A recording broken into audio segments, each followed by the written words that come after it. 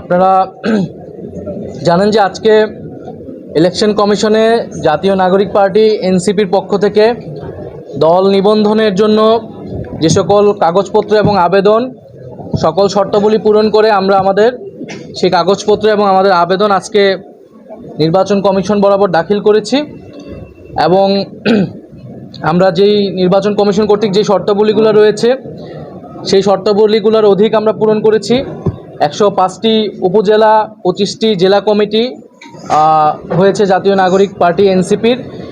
এছাড়াও প্রতিটি উপজেলায় 200 জন সমর্থকের যে ফর্ম পূরণ করতে হয় এবং প্রতিটা জেলা এবং উপজেলায় অফিস নিতে হয়, সেটার অফিসিয়াল চুক্তি লাগে, সেই সকল কাগজপত্র সহ আমাদের গঠনতন্ত্র এর আগের দিন জেনারেল আমাদের সাধারণ সভায় পাশ হয়েছে খসড়া গঠনতন্ত্র, সেই গঠনতন্ত্র সহ আরও সকল কাগজপত্র আমরা একসাথে সব কিছু আজকে নির্বাচন কমিশন বরাবর জমা দিয়েছি এবং আমরা আশাবাদী যে আমরা খুব দ্রুত সময়ের মধ্যেই আমরা জাতীয় নাগরিক পার্টি এনসিপি নিবন্ধন পাবে, নিবন্ধিত দল হিসেবে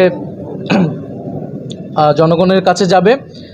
আর আপনারা ইতিমধ্যে জেনেছেন যে আমরা আমাদের যে মার্কা দলীয় প্রতীক সেটার জন্য আমরা 3টি মার্কার আমরা আবেদন করেছি। 3টি মার্কার জন্য শাপলা, কলম এবং মোবাইল, কিন্তু আমাদের প্রথম পছন্দ হচ্ছে শাপলা এবং আমরা আশা করছি যে জনগণের মার্কা হিসেবে, গণ অভ্যুত্থানের মার্কা হিসেবে, সাধারণ গ্রাম বাংলার প্রতীক হিসেবে শাপলা মার্কা হিসেবে জাতীয় নাগরিক পার্টি পাবে এবং এই শাপলা মার্কা নিয়েই আমরা আগামী দিনে জনগণের ভিতরে কাজ করব, নির্বাচনে অংশগ্রহণ করব। এছাড়া আমরা প্রধান নির্বাচন কমিশনের সাথে কথা বলেছি, শুভেচ্ছা বিনিময় করেছি।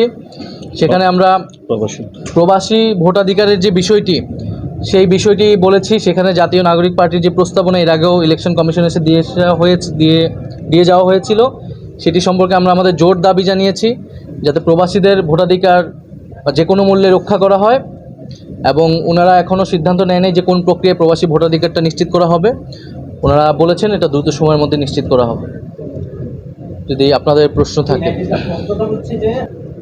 বাংলাদেশের নির্বাচন কমিশনের যে আইন, আমরা সেই আইনগুলো পর্যালোচনা করেছি। আমরা দেখেছি সেই আইনগুলোতে এই ধরনের কোনো বাধা নিষেধ নাই। জাতীয় ফল হিসেবে কাঁঠাল একটি দলের মার্কা হিসেবে অলরেডি রয়েছে। সো সেক্ষেত্রে আমরা কোনো সমস্যা দেখিনি বলে আমরা এটিতে আমরা আবেদন করেছি।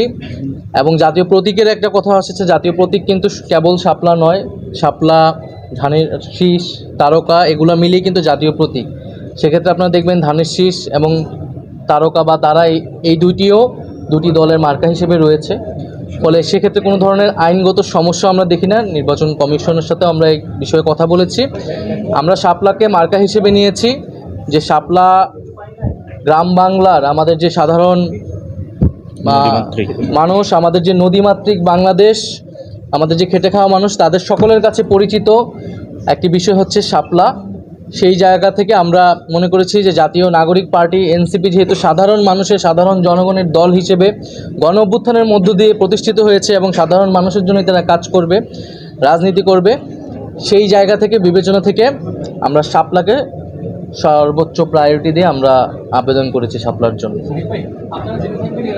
এটা যেটা বলেছিলেন, একটি দলের কথা বলেছিলেন, ওনারা অলরেডি একটা প্রতীক পেয়েছে এবং এক্সিস্টিং যে প্রতীকগুলো আছে সেগুলো থেকে ওনারা আবার এই নিষ্পত্তি যদি হয়ে যায়, বর্তমানে ওনারা যে প্রতীকটা চেয়েছে এটা নাই, ফলত এটা দ্রুত নিষ্পত্তি হওয়া উচিত। ভবিষ্যতের যে প্রতীকগুলো আমরা চেয়েছি নির্বাচন কমিশন অন্তর্ভুক্ত করুক, কারণ বাংলাদেশের যে প্রতীকগুলো বর্তমানে রয়েছে এখানে আমরা ভালো কোনো প্রতীক দেখতে পাই না। ফলত সেখান থেকে আসার পরে তখন ইলেকশন কমিশন সিদ্ধান্ত নেবে। তবে ওনার যে পদ্ধতিগত একটা ভুল ছিল সেটা সবাই এখন লেখালেখি করতেছে, কথা বলতেছে, সেইটা নিয়ে আমরা কোনো সমস্যা হবে বলে মনে করি না। আমরা সিসির কাছে বলেছি যে আমরা সকল শর্তাবলী, সকল আইন পর্যালোচনা করে আমরা আমাদের সকল আবেদনটি করেছি, কাগজপত্র জমা দিয়েছি। আমরা প্রত্যাশা করব যে ওনারা নিরপেক্ষভাবে আইন অনুযায়ী ওনাদের কার্যক্রম সম্পাদন করবে এবং সেক্ষেত্রে যাতে জাতীয় নাগরিক পার্টি আমরা যাতে কোনো ধরনের বৈষম্যের বা কোনো ধরনের অবিচারের শিকার না হয়, এটাই আমাদের প্রত্যাশা। আরেকটি বিষয়, নির্বাচনের বিষয়ে আমরা এর আগেও স্পষ্ট করেছি যে আপনারা জানেন যে এখন জাতীয় ঐক্যমত্য কমিশনের সংস্কারের একটি কার্যক্রম চলছে এবং আমরা ডক্টর মোহাম্মদ ইউনূস উনি জাতির কাছে কমিটমেন্ট দিয়েছেন যে জুলাই মাসের মধ্যে জুলাই সনদ হবে এই ঐক্যমতের ভিত্তিতে। ফলে আমাদের কাছে এখনও প্রধান প্রায়োরিটি হচ্ছে কিন্তু সংস্কার। ফলে সংস্কারের উপর নির্ভর করে নির্বাচনের বিষয়ে আমরা আসলে সিদ্ধান্ত নিব।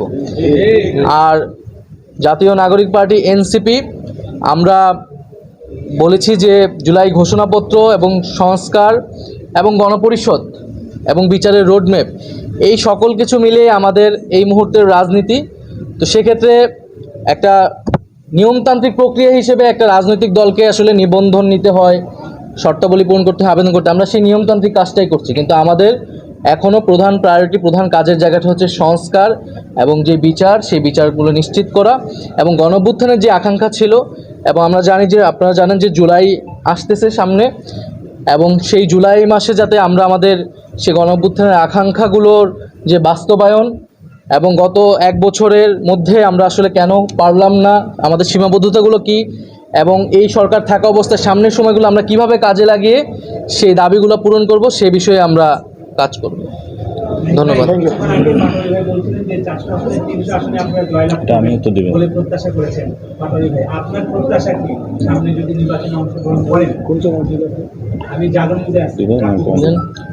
আমাদের একটি কোশ্চেন এসেছে যে ভাই বলেছিলেন আমরা চাই বাংলাদেশে গণ অভ্যুত্থানের একটি সরকার গঠন হোক। ফলত আমরা সেটার বিষয়ে বলেছিলাম যে জনগণের একটি সরকার প্রতিষ্ঠিত হবে এবং সেই প্রত্যাশায় আমরা ফলত একটা দীর্ঘদিন যে একটা দাবি ছিল, কে বড় দল কে ছোট দল, আমরা মনে করি যে গণ অভ্যুত্থানে যারা অংশগ্রহণ করেছিল সবাই মিলেই এই সংসদে যাবে এবং সেখানেই সরকার গঠন হবে।